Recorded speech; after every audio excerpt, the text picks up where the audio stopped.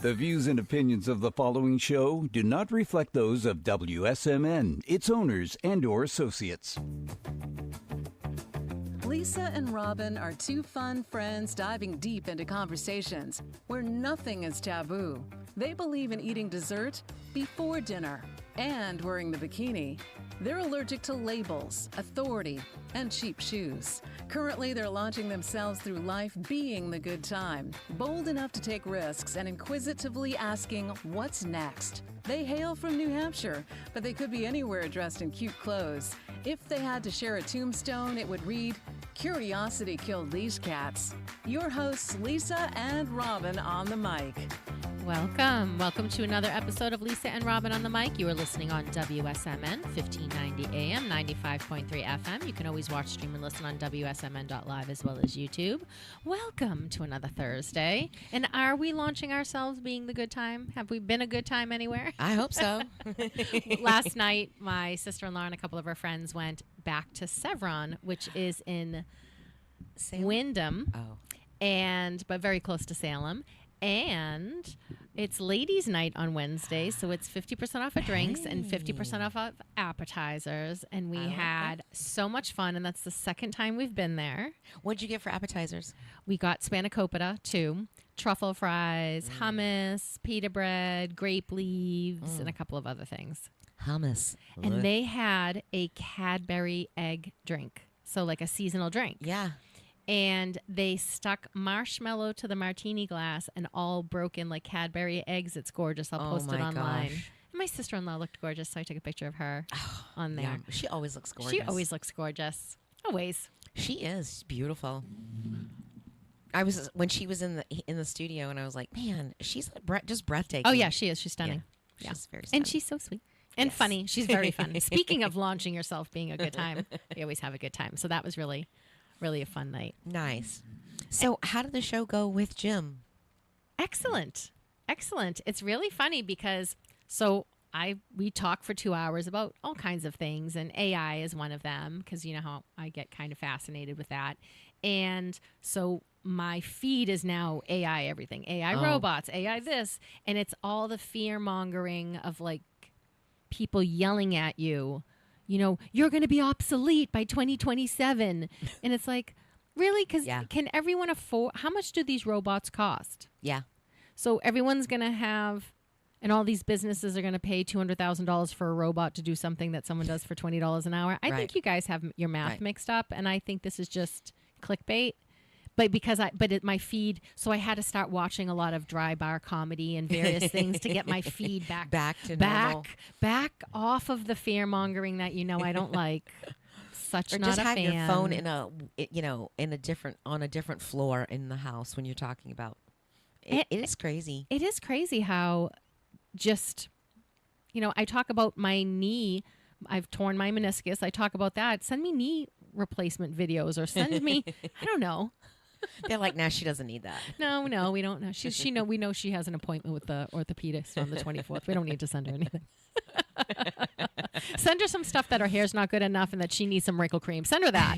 Just always keep sending her that in AI that she's going to be obsolete. Right. She'll break soon. Well, I think what's sad is with AI, you can't teach compassion or empathy. It doesn't have, intelligence, artificial intelligence doesn't have the ability to. So are we removing that from humanity? I think that's part of what makes us human. And people are like, yes, let's do it. I think if you have a logical AI robotish world, logically, they're going to say that humans are a problem at some point and wipe us out. It is that is our next genocide. It won't be another Hitler or another Mussolini. It'll be the 4 freaks at Microsoft or whoever, these tech giants who have loaded AI with several $100 billion. Yeah. It's those freaks, and I love how there's just nothing but warning, but we're not going to do anything about it. We're just going to yell at you about how dangerous it is, but we're not going to give you any solutions to it. Yeah. That's another thing that is one of my favorite things. We were listening to sarcastically. She says sarcastically. Yes. Well, we were listening to a podcast. I'll have to send it to you. I think it was Duncan Trussell. it was about AI, and it's talking about how just even like big government, and it was talking about how political, like even the presidents that were put in place for, you know, there's such a much bigger play than we're aware of, that even like they said, you know, Obama was placed in there to do what he did. His globalism piece. Yes. You know, that it's all set up. Yeah. On a much larger scale. And then is everyone giving us their playbook of a strategy? Do you think like the average person is getting the play? You know, then when they say stuff about why don't we know what Trump is doing with her, I'm like, you ever think military strategy might be a secret for 15 minutes? Right. Or do you ever think like, you know? Well, he was talking like even like Hillary Clinton, like how they release fake news. Mm-hmm. So people will go down that rabbit hole. Go down that rabbit hole. So it's all meant to distract you from the real things. You know, he's talking about Epstein. You know, he's talking about all of these things in place. Like, how did he get to be in such a position of power from where he came from? CIA informant. Right. He does talk about it. He talks about Snoop Dogg. He talks about all these people that have made a mistake, and then but you know, it goes away. Mm-hmm. You know, somehow it goes away. But then he does talk about, and it's kind of a wild theory to think about. But now they've got you, and they've like blackmailed you. They manipulate you and do what. You know, you're the front piece for that. Because how do they get out of all these crimes? Right. So a great book and a great movie to watch regarding that. The book is Chaos, and it's about the Manson. Like, how did Manson come to rise? Yes. And it is a fascinating book. It's about the La Blanca murders in California at the time, and the hippie movement, and what the LSD trial. It's just... There's so many moving parts to that. That's a fantastic book about that. And then there's another book. There's a movie called American Made with Tom Cruise. And it's about a pilot who gets fired from his job, and he's going to start doing some local stuff. And then the drug runners figure out that he's a pilot, and they're going to force him to run drugs. And then the CIA knows that they're trying to get this American pilot so that he's like a double spy. Oh. It's a fantastic movie.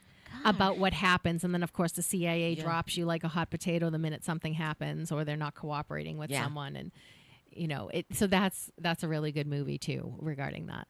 It is pretty. It's freaky wild listening to all this stuff unravel and their theories. But I mean, they've got a lot of evidence behind it. Yeah. To say like, wow, there is some. There's a lot of truth to this. Yeah. So what I think is really interesting is. We care so much about the sound bite and the immediate response. I talk to you every day, practically, and if something happens and I give immediate response, it's still more than 50% wrong because I don't know, we haven't had like a whole conversation about it. Right. Or, you know, a week has to go by for other information to fill in for there to be a more complete picture. And we understand that, or maybe we've lost the understanding of that the hot take... To try to find the quickest, latest news, you can't be a journalist and report immediate at this exact moment about things. You need to do research, and we've lost in the news cycle. The minute CNN turned into a 24-hour news cycle, we lost the ability for journalists to do their job because I was talking last night. We were talking about something, and she said, "Oh, my God, did you cover the Karen Reed trial on your radio?" And I said, "No, because it was happening in real time, and I needed... to have that happen and then have a journalist go in and like report like the whole thing." That's what I did with the Jeffrey Epstein. There was a book from the lawyers of the victims who was fighting against Epstein's lawyers.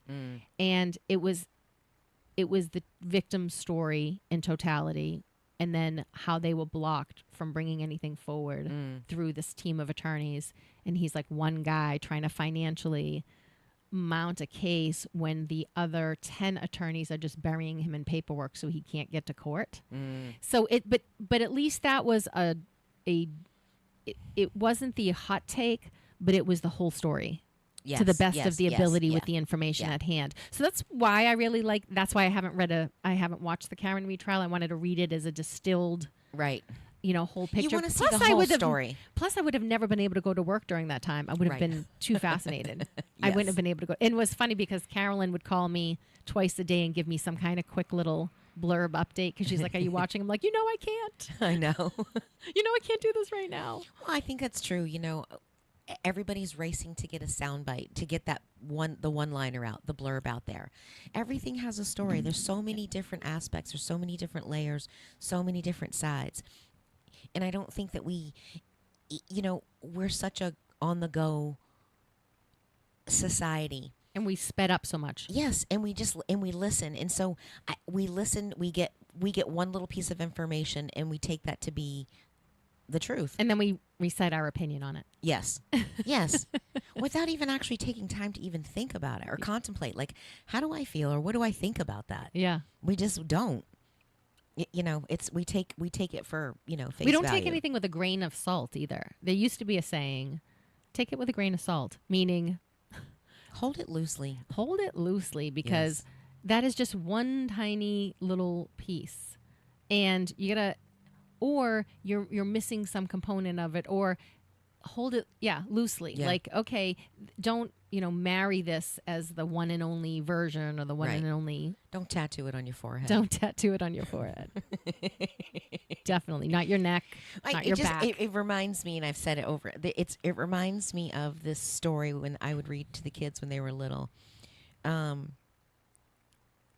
They lived in these Wimmicks. Mm-hmm. They're like puppets. They were wooden puppets called Wimmicks. And their whole existence in this town is they would go and put stickers on each other, stars or dots. And if you were a star, it was a good thing. If a dot was like, no, you're bad. It's, or you did something wrong. It was, a dot was not a good thing. And this one Wimmick, everybody was trying to put stars and or stickers on her, and none of them stuck.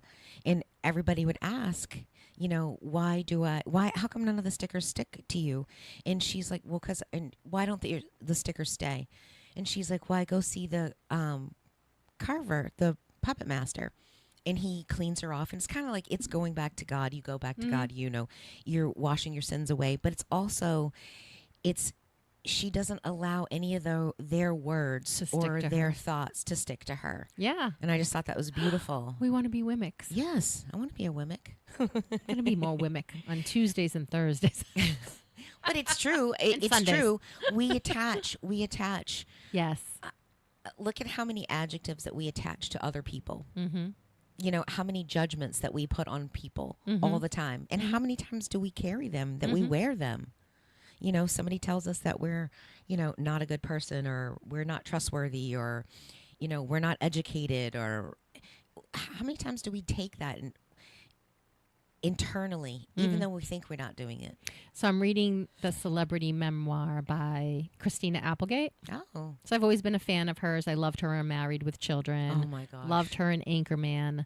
Loved her in Dead to Me, as an actress. Yes. I've enjoyed watching her. And so you read her, and she has MS. She was diagnosed with MS, yes. So she's debilitated, in her bed most days, riddled with pain. And so she writes this memoir. And it goes through her story, which is reads better than any of the movie plots of any of the things she starred in, so dramatic. But one of the things that I think is really interesting is she was the go-to for boys to think we're hot and for girls to be jealous as a teenager, right? Because she's married with children. She's Kelly Bundy. Yeah. And to hear her speak so disparagingly and hate herself and her body so much, and to never be able to see herself for what we saw in her, and to have Hollywood say like, well, you got to lose a little bit of weight, or to do any of that piece. And Pamela Anderson goes through it a little bit now. She wears no makeup now. Jamie Lee Curtis went through that whole thing. And I think all the actresses do. Kate Winslet does. Yeah. She talks about how they say you'll be lucky to play the fat girl. Yeah. In the movie theater, and it's just, it's heartbreaking because Hollywood's treating them the way Hollywood's treating them, right? Deriding them so they can't feel good about themselves for 15 minutes. But these are the top most beautiful people in the country, People's Magazine, 20 most beautiful. Then they're presented, so they're squashed down, but presented to us as the ideal. We feel bad about ourselves because we're not good enough and they're not good enough. Right. It's just this circle of distraction. Yes. That how do we make everyone not pay attention to all the other stuff that's going around? Yes. Make them feel terrible about themselves. Yes. Yes. Well, so I was reading, I'm still reading or listening to The Law of Divine Compensation, and this morning she's talking about how your energy flows with the universe. Let me just, I made a little note. And the name Because of the they have Christina two Applegate thing, while you're looking that up, is You with the Sad Eyes. And I am listening to it on Audible because she does read it. So if you like when the writer or the star of the book reads the book, that's hers. Yeah, I like that. Yeah. Well, so she's talking about how our economy is depressed because we're depressed. And she's talking about how, our value is not what we do, but by the consciousness in which we do it. I was talking about, like, if you hate your job, how does that reflect in... It's how you're showing up. I think it confuses she talks about how to attract abundance and how to live in that space. So you might not be doing the ideal thing that you want to do. Work is to just provide money to give us an income, to provide the lifestyle. It's not our purpose. But it's also to contribute a service or a contribution to society.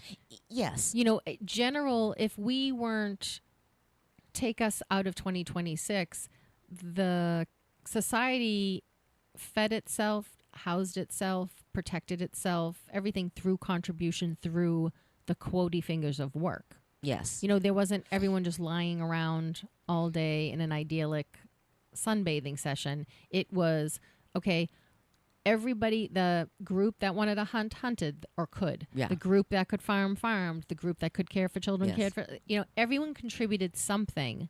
So then we attach a monetary value to it because we're not going to trade a squirrel for a cow anymore. Right. And now all of a sudden, now you have money in the currency system into it. But if you stop thinking of, there's also something, what can I contribute? What are my talents? Right. Instead of, we're all given God-given talents. And there's a book, and it's called The Five Something, but it talks about intelligence isn't just our brain power. There are 5 types of intelligence, and I'm going to lose the 5th one, but one of them is brain intellect, processing power. The other one is a physical intellect. So think of athletes, like people who are naturally gifted athletes, but then they have to do so much hard work to become a leader in their field. Then you have, Here it is. okay. It was Howard Gardner's theory of multiple intelligence. Linguistic. Yes. Word smart, logical, mathematical, reasoning, spatial, visual, Physical. movement, and people smart, interpersonal. Okay. So, and when you think about, okay, like, well, where do your gifts lie? Where do your talents lie? Naturally. And then which ones are you gifted that you mine's enjoy? Not logical math. Right. I mean, I feel like I'm logical, but I'm not mathematical. Listen, but no one's going to ask you for that one. Right? But that's where...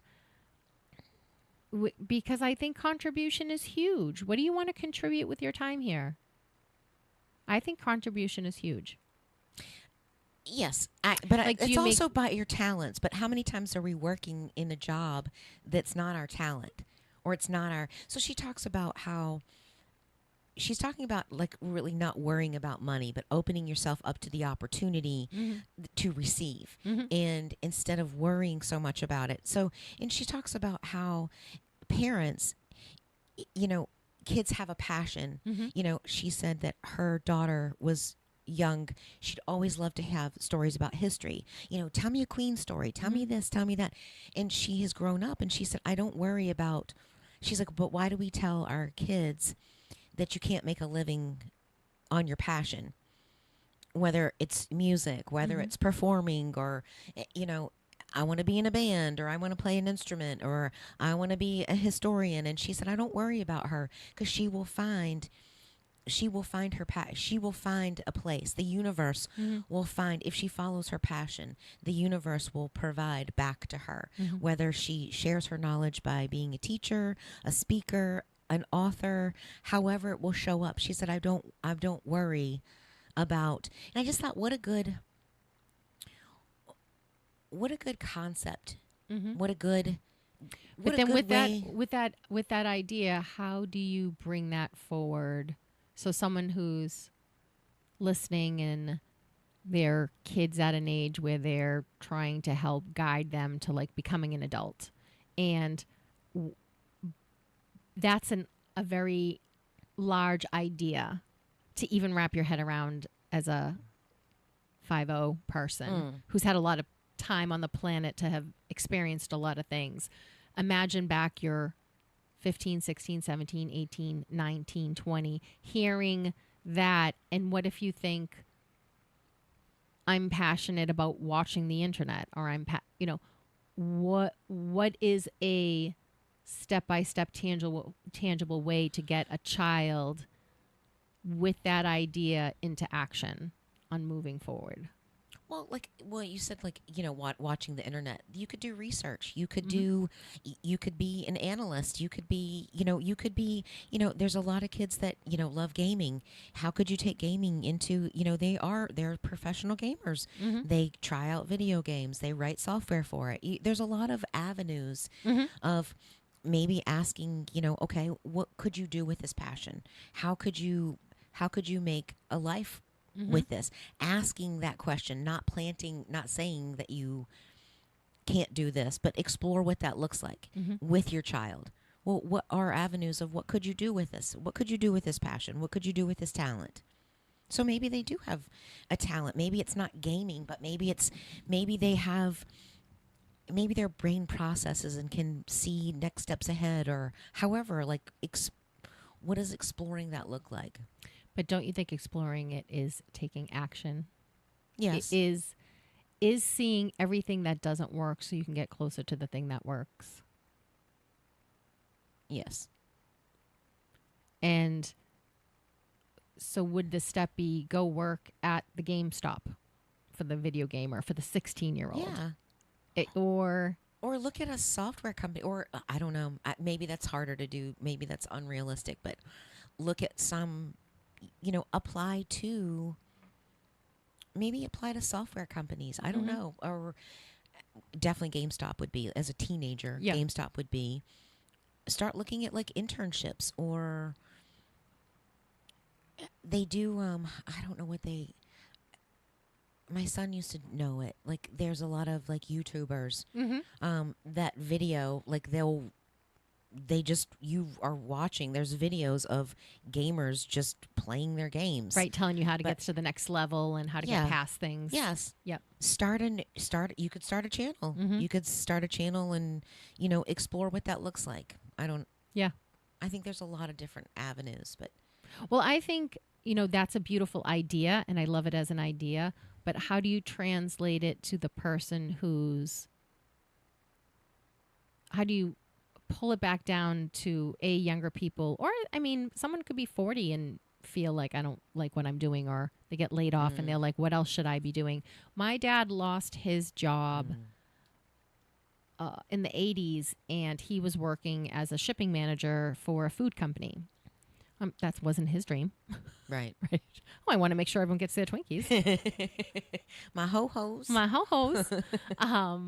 But it was a job, right? But then when he lost that job, we were saying, you love movies, go work at the movie theater, or go work at even Blockbuster, encouraging people to have movies. And he's like, no, because you don't make any money. I got to go, and we always thought because we had rental property, him not having a job that made a certain amount of money wasn't a requirement of him. but he was Yeah. a gentleman at that time period where just know you provide for a family and you go do. Yeah. You take your whiskey, you smoke your cigarettes, and you go be miserable at your job. What else did you think was going to happen today? Right.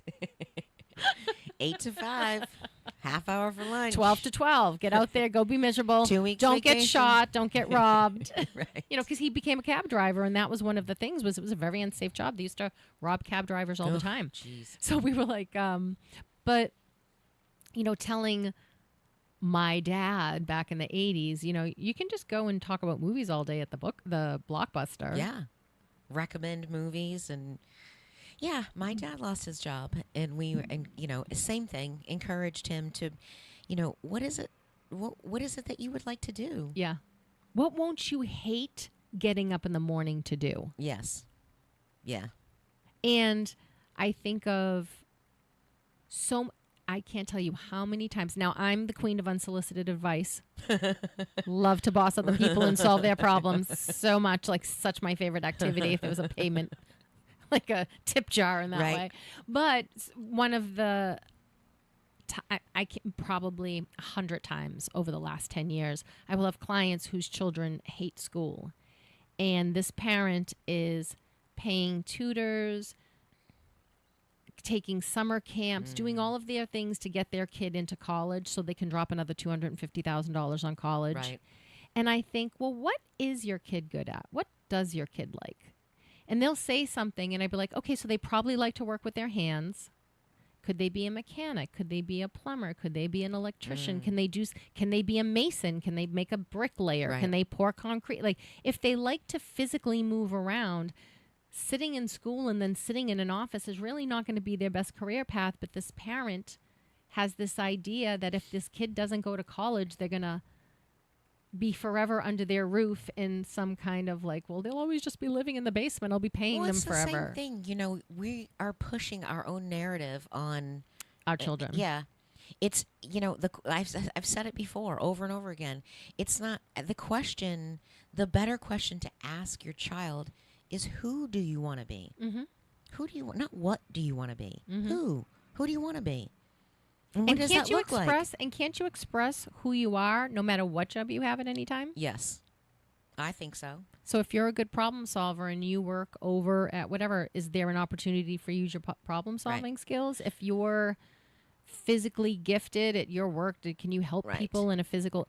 I think we can express ourselves and still get the job done. Because Yes. when they talk about these robots, right? Oh, the robots are going to do all the things we don't want to do. I'm going to say bull because Right. Who were we I don't talking- want to ring myself out of the supermarket, but there's no robots there. Yeah. Who were we talking to? Who were we talking to the other day? Was it Victoria? When she said she was talking about a janitor and he loved being a janitor. Mm-hmm. He loved cleaning. Yep. And he loved cleaning toilets. And I think that, so what I think that we have these. He finds satisfaction in taking something and making it clean. Yes. And I think that we have been so, as a society, we've been so stereotypical. You know, we're pushing all these white-collar jobs on our kids, and it's not okay to be a blue-collar worker. Mm-hmm. It's like you're settling for less than something. And that's just not true. Mm-hmm. I mean, I think about, like, our plumber came over. I was say, is there no one more important than a plumber when there's a sink clogged? Right. The most Right, you're but I'm calling him like you're trying to get him on a date. Hey, Right. hi, how you doing? What time are you coming over? What's happening here? Am I next? Are you talking to her? Like the most wanted person on the face of the earth is the plumber. But I think about like we take it for granted. We take these, you know, even like highway workers, and you know, somebody has to do it. Mm-hmm. Somebody has to do it, and some people actually enjoy doing it. Mm-hmm. I think about for when I was younger, I worked in daycare, and it determined that I would never have my kids in daycare Mm-hmm. because there's so many people that are just they get a job because it pays the bill. It's not because they have a passion for it. Mm-hmm. I mean, yes, they say they like kids, but the way they treat kids, like I learned a lot of, you know, even this is going down a whole different trail, but at snack time or at lunchtime and everybody, you know, you put the meals out for all the kids and they come to the table And I remember some of the teachers when I would walk into the little lunch area. You could eat in your room. They could eat you could eat in your room, or you could eat in the lunch area, depending on timing of who was where. But you lay out all the meals, and you are serving size. You're serving for a 6-year-old, and you've got an adult size plate, and you're sitting there telling them to eat everything on their plate. Mm-hmm. And I was like, what a bad habit you're teaching. What we should be teaching is to stop eating when you feel full. Mm-hmm. Like, look at how many people are overweight. Mm-hmm.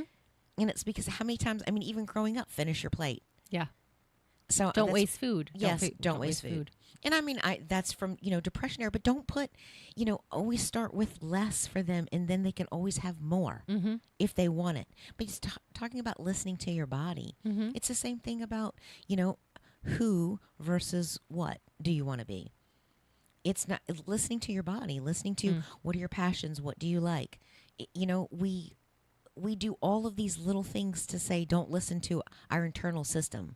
Well, that's kind of going back to like when I hear all these people that you think have everything together, and then you hear behind the scenes what a disaster they were. Yeah. How much they lack confidence, when I think about all of these women being portrayed as sex symbols, but you find out the story behind the scenes was they never felt sexy. They never felt good in their body. They never felt like they enjoyed.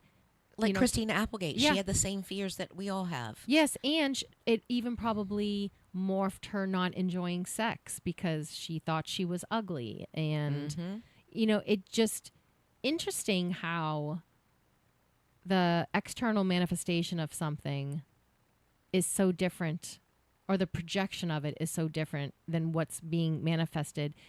Her getting herself down to a size 0, her just starving herself. And I was a guest on 2 podcasts the last week, and one of them is a coach, and we were talking about how food can be an act of self-care. Like when people say, oh, what's self-care? And you think, oh, it's a massage, it's a facial, it's getting your nails done, or it's going to the gym or something. And it's also like, well, what if food was self-care? What if you figured out what nourished your body and gave your body exactly what it wanted or what it needed? And we were talking about cravings and how do you listen to your cravings? What if you only crave sugar? Right? Because you're so off whack. And we just had all these conversations, and it's interesting how disparate, like how different the front-facing thing is from the reality of the thing. And how many times we have to hear over and over and over, not only is this a projection of something, but then my interpretation of it is a second projection. Yes. Yeah. So to hold it so tightly as the truth, just seems like I wish I would learn the lesson itself. Yes. How many times I remember distinctly being like, oh my God, Christina Applegate's so perfect. And all the guys at the time, you'd have a boyfriend and he'd be like, shut up, Kelly Bundy's on. Because you're watching it on Sunday, and he'd tell you to shut up as you're sitting there. Yes. He's got his hand on your leg, but he's like, shh, she's here. Right. And then you feel terrible, and then you're like, get your hand off my leg, and that's the end of that. Go with Christina. Are you thinking about her? Yeah, go find her now. Go see if she wants you. It's true. We see everything at face value. And I think in order to not be that, it's almost like you have to be consciously aware all the time. It takes a lot of brain energy. It does. And I also think it takes a lot of brain energy to be self-conscious. And because we have, she was in an industry that her entire currency and value was whether the director thought she was going to be perfect for that role. So, and actors do morph themselves. They have to. Yes. It's part of that. Because you're projecting Kelly Bundy. You're projecting, I forget who she is on Dead to Me, but I love that Dead to Me series and that character because she's so angry. Yes. And I think that character was probably way truer to her personality based on listening to her memoir. That's what we were talking about the other day about there's some actors that were... They always put a little bit of themselves in there. Yes. And then I think roles are written for that specific character. Mm-hmm. Like I think Billy Bob Thornton, like on Landman. I think that's. I mean, he's that way over and over and over again in. He is basically movies. Bad Santa as a corporate person. Yes. Because he's the Bad Santa on Landman. Yes. Yes. And who doesn't love Bad Santa? Oh, who's the guy that just died? He's in his 80s. Not Robert Duvall? No. Gene Hackman? No, a couple of years ago. Not Robert Redford. It's oh gosh. He's another one that the characters were written just for him. Yes. I think that, because he always plays the same guy all the time. And I think that's what I was saying, Dead to Me. I think that was probably the closest of her personality. Mm-hmm. Based on the book, it definitely feels like she was able to throw herself in that role. And I think she was so good in it because she got to express parts of her that she never was able to express in the comedic roles. Because normally she was in very comedic roles. Yes. Kelly Bundy, she was very funny as Kelly Bundy. In Anchorman, she was hilarious. She talks about the improvisation that Will Ferrell does, and they'll do the take, and then they go, okay, unscripted, just kind of do it for 5 or 10 minutes, see how it goes. And so she said, I don't improv. You wrote the lines. My job is to perform these lines. Right? And so...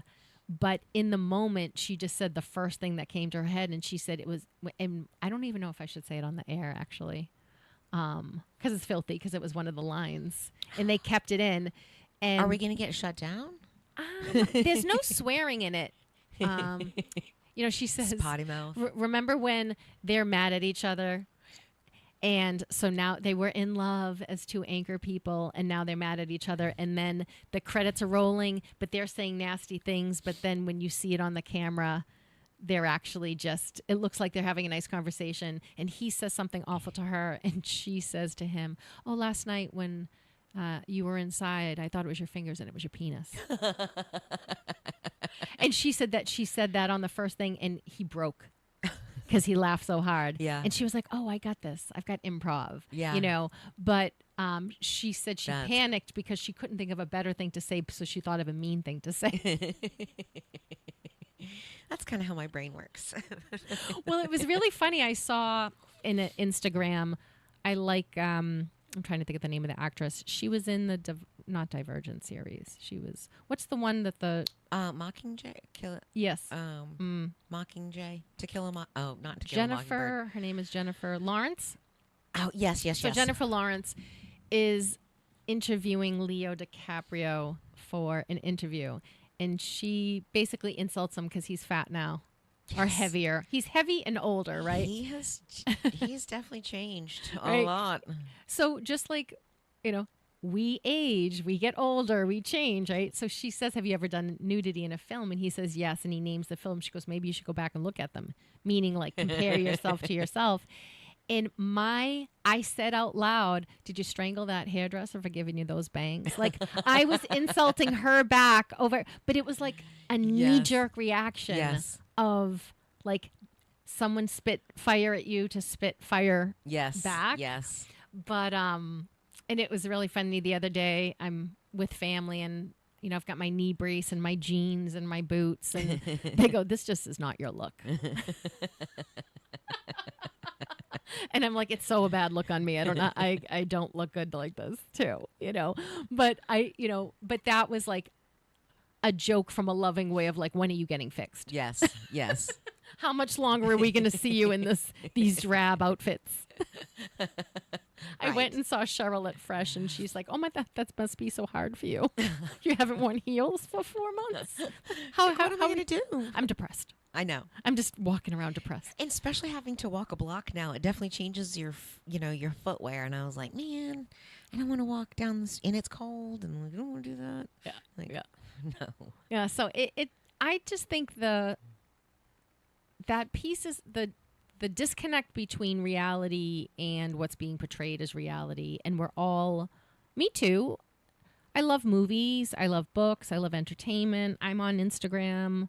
I'm not so much on the other platforms because there's only so much time I can dedicate it to it. So I've got to just focus on one. So I've got my YouTube and I've got my Instagram. I'm not on TikTok or all those. I'm barely on Facebook. I get on there and I have 119 messages from people and I'm like, oh no. I know. I see it come up and I'm like, oh, I'll go check that later. So and I'm then like, I totally forget. happy birthday from 4 months ago, trying to catch up to them.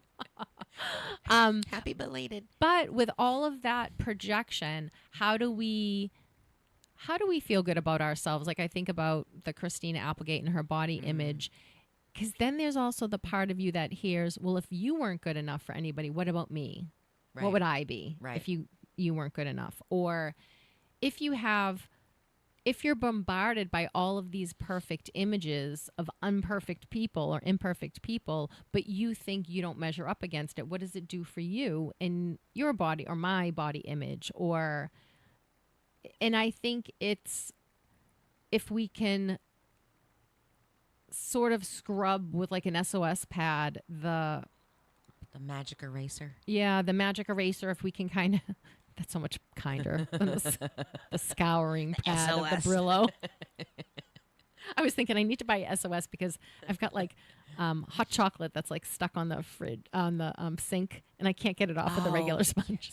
So I was like, oh, next time I go, I'm going to get some Brillo pads. I don't even have any at my house. And that is the adult female's divergent brain. Like, how did you come up with Brillo pads? Brillo. It's just there. Just right there in the back. It's on my to-do list of later. I got to clean that sink. Well, I think, you know what? Everybody, we forget. We see our layers and we know how many dimensions that we have. And we know that when we're walking down the street or when we show up to work, we put our forward facing, we show people what we want them to see. And we forget. So we have a story that we're living every day, whether it's the relationship with your home life, your relationship to yourself. We don't spend a lot of time. All right, I was going to say something else, but let me finish that one. Divergent brain. We don't remember often enough that everybody has their own story. Everybody's fighting their demons. Everybody's celebrating celebrating a win, celebrating a loss. We all are our own worst critics. And, and do you think that's making us unhappier because we're seeing what we in general? So it's like, oh, well, I changed diapers all day today and I'm not feeling very sexy. And here I'm looking at so-and-so's page and they're in Belize with, right. lying amongst palm trees and is it that? But it may be their one vacation that they haven't taken in 15 years, and who knows? Right. Who knows? Maybe they went to go.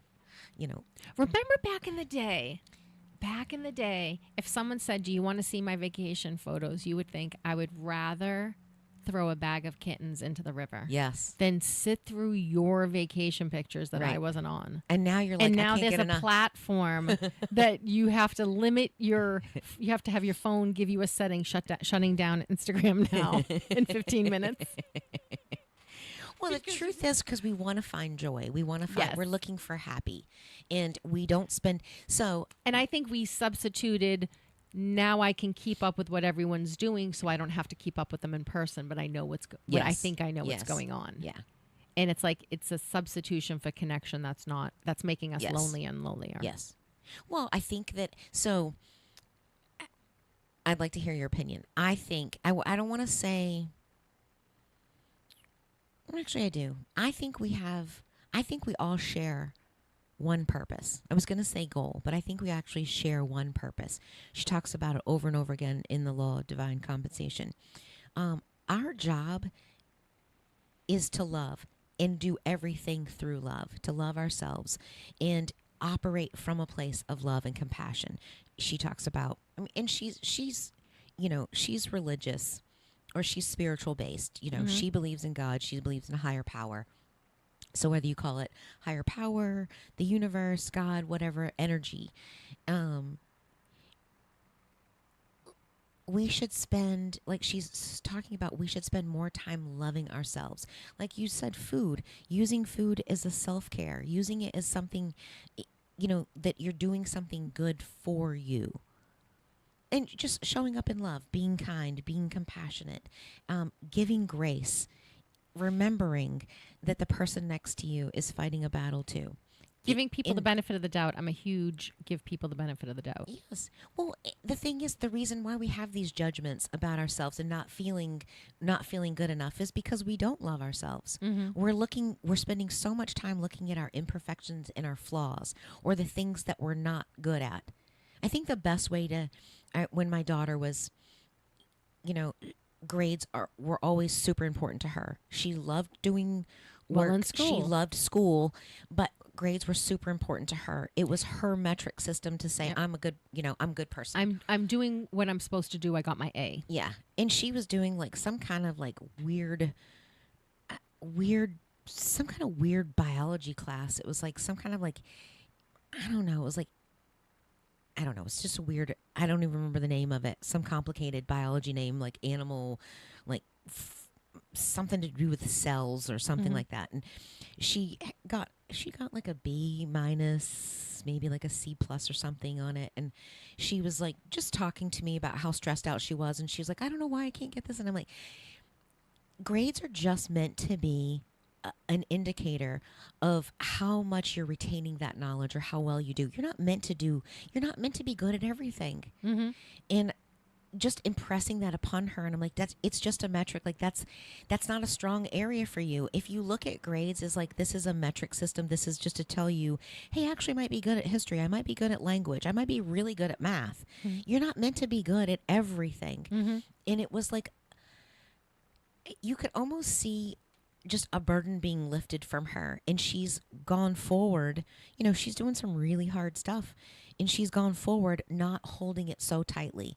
It's about learning to give your grace and remembering, hey, I don't have to be a perfectionist at everything. And I think that's where we get caught up, is like, we all want to be a size 2. No, we don't. We're not meant to be a size 2. We all want blonde hair. We all want, no freckles. I can't get rid of my freckles, no matter how hard I try. Right. So how much energy is put into the reality of what we have, right, trying to make it the opposite? Right. So when I look at... And loving and being loving and being grateful for what we do have, for where we are right now. I'm grateful for a roof over my house. It's not, people are like, well, I hate my house, or, I don't live in a mansion, or I don't do this, but I have 4 walls. I have a roof over my head. I have food on my table. Maybe it's not like what you said about your kitchen, like remodeling your kitchen. I just decided like there were bigger things. There was a different choice to make. Yeah. I can choose to love my space. Yeah. It might not be my perfect space. Right. But if I built it from scratch, would it look like this? No. But you know what? It's good. Right. I can decide this is good. This is good enough. Because I want to do other things. Like, I think if we understood everything as a choice. Yes. I remember going through that exercise of, and every once in a while I bring it back and I forget about it, and I could bring it back again if I choose to. Yes. Not I have to clean my house. I choose to clean my house, because you can also choose to live in a dirty house. Yes. Whatever you want the end result to be is what you're choosing. And what we don't give enough credence to is inaction is choosing too. Distraction is choosing too. I'm choosing to escape from this reality. I'm choosing to avoid doing the thing. Like, everything is a choice, and life is a million choices. It's not the big, there are the big decisions in there, but there's all of... Sometimes what's more detrimental is 100 little decisions of an action can be more detrimental than a real mistake. Yeah. Because you think of business owners, well, what's the worst thing that can happen to a business? It can go bankrupt. This, in the United States, there's still a mechanism for that. On the other side, it's not fun or pleasant or anything like that, but never taking any action to have a business is also, a million choices too. And you're afraid, you're not making 100 little choices because you're afraid of this big mistake over here. And it's like, even that's still fixable. But what's fixable about not taking action 100 times? Like, when you think about, people always talk about like eating healthy. there are 100 times probably in a week that you make a choice to either be a little healthier or not be healthier. Yes. Every time you're choosing a soda over water, every time you're choosing chips over like a baked potato on the side of something, Sweet potato. right? Choosing to eat out versus choosing to have Even something. cutting down your portion size. It says it. Yes. So Don't eat it. Should I have my last meal at 7:00 or do I need that snack at 9:30? I mean, and then you add them up over a week and it's like, well, if you made 75 better choices, you'd be so much healthier than if you made 25 better choices. yes, it starts. We talked about this a long time ago too. You don't have to change your life or your mindset. Like, it's baby steps. It's one small thing. Mm-hmm. Like, so you choose the chips over the salad or the the healthier choice. Have less than you normally would. Mm-hmm. Or just have something healthy the next meal. Yes. Because what I know I used to do this, if I was doing something and then I blew it by doing something, it's like, well, this day's ruined. I might as well just have pizza and chips and french fries. And you're like, well, it could have been you just, you didn't have to go down. I didn't have to take all of it. You didn't have to go down with You the didn't have ship. to burn the boat down. You didn't have to go down with the ship. You could have just rowed. It just had a further hole north. in it. You didn't have to sink it. You could have just plugged that up. Right. But that was the all or nothing thinking of, if I'm not always perfect, then I'm, not perfect. In for a penny, down for a pound. Or Yes, in for a penny, out for a pound. Exactly. Down for a pound. In, out. I don't even know what the whole phrase Right. is. I don't either. But it's the perfect phrase for this. Yes. It's the exact. We just made answer. up a new phrase. It's the exact answer for this. Stay tuned. You were listening to Lisa and Robin on the mic on WSMN 1590 AM, 95.3 FM. You can always watch, stream, and listen on WSMN.live as well as YouTube. We're going to the top of the hour. I always screw up the word YouTube lately. If you can, like and subscribe on Instagram and YouTube. We need more followers for some reason. And Yes, we do. so that other people can find our hilarity. And stay tuned. We'll be back.